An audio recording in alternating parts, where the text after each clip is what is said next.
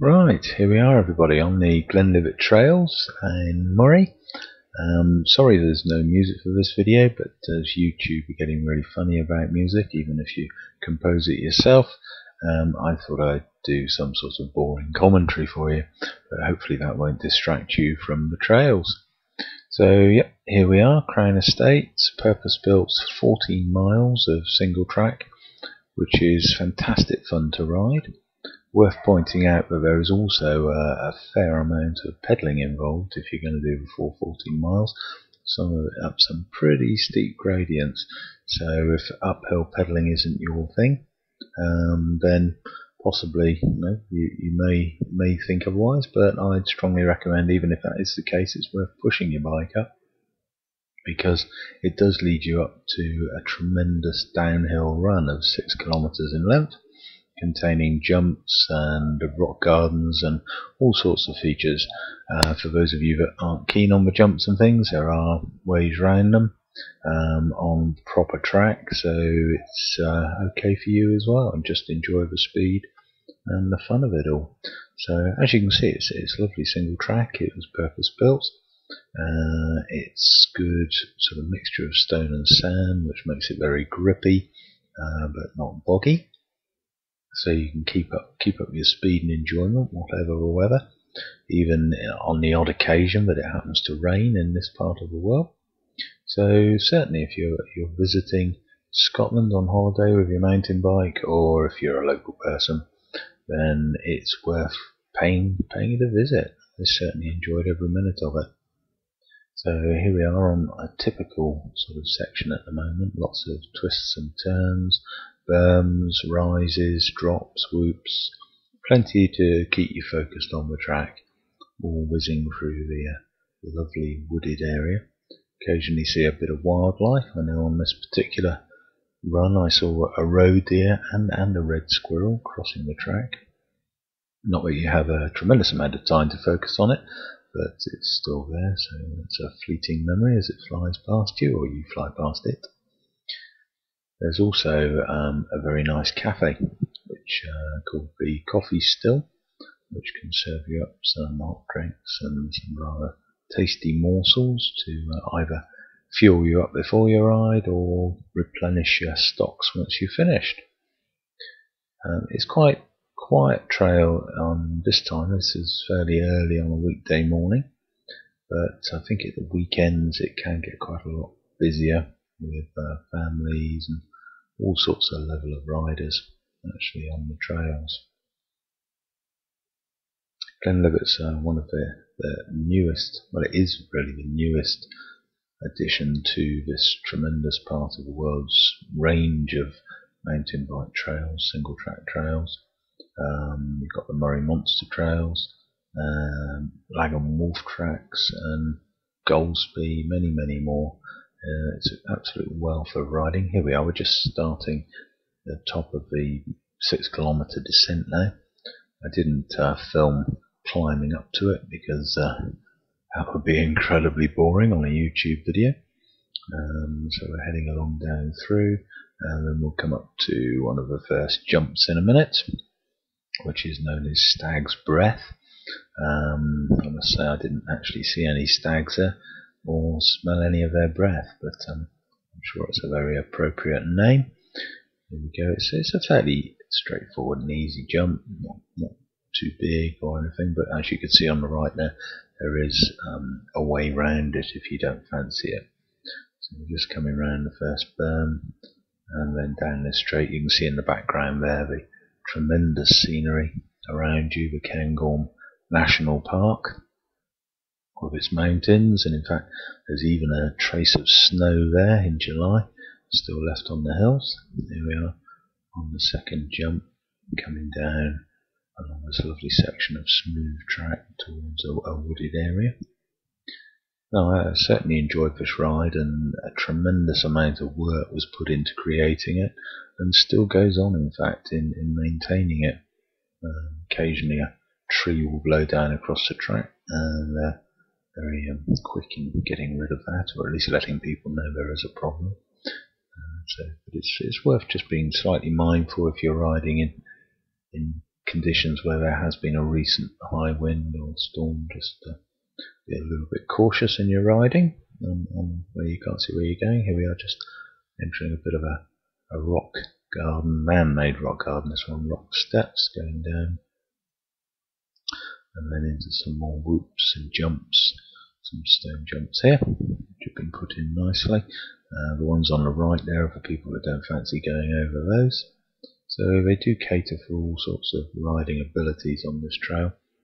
I'd strongly recommend it to anybody, really, as long as you don't mind peddling a little bit, or walking, as the case may be. But it's a tremendous day out for all the family.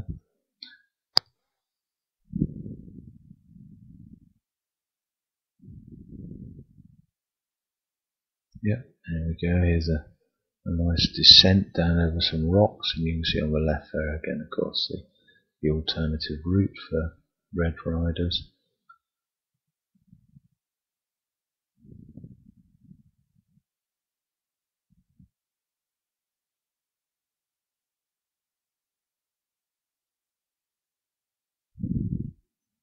There's lots of these sections on the track which are fantastic because you're riding through the trees and they follow the natural up and down undulations of the ground, and you can get some incredible speed, and it's exciting as you come up to the rises and then drop down and into the berms.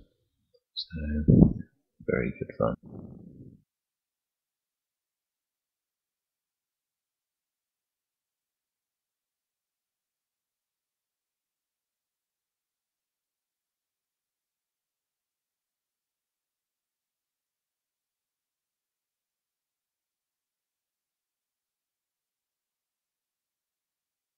Yeah, it's quite a nice day when I rode it. The sun was shining, no rain, just a few spots of drizzle in the air.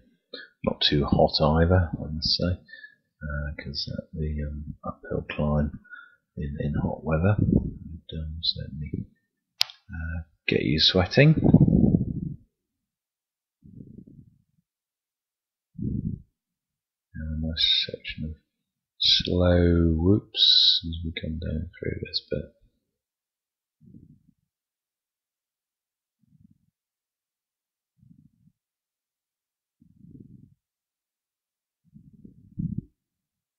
I must say, it's hats off to the people that run this place, and all you pay is £3 for your car, for all day, that is. If you're only here for a couple of hours, then you only pay £2, so it represents tremendous value for money.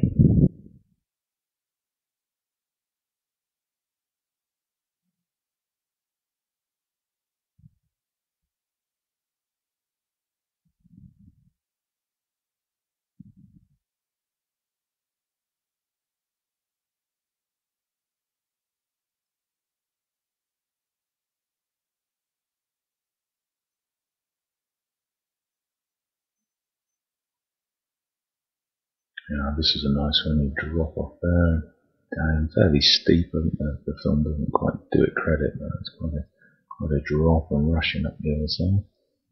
And then down into the woods again.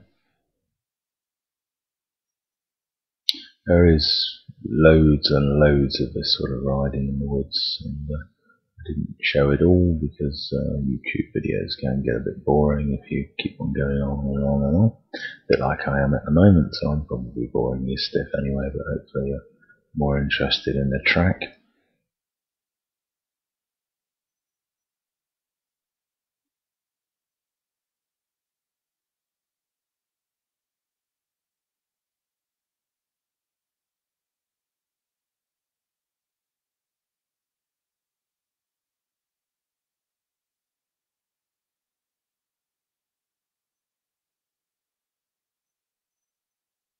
This is sort of where you can see it following the natural ups and downs.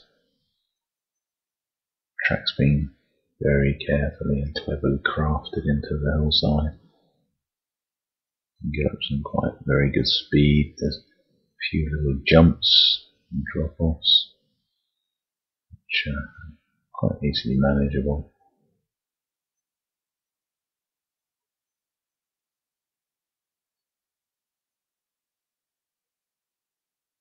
And man-made rock steps taking you around this corner, dropping you down another set of exciting whoops. We are at a nice double jump here.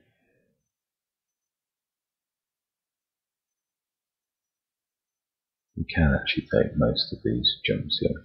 You could quite easily just ride off them, providing you get your body position correct, that is.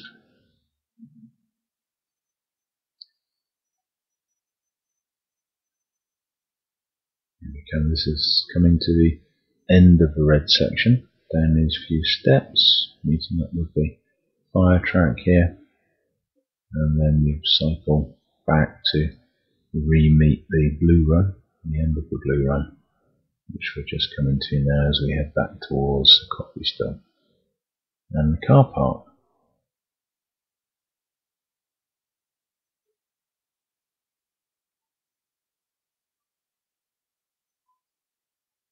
Thoroughly enjoyable ride, excellent value for money. Recommend it to anybody who's considering a challenging mountain bike track.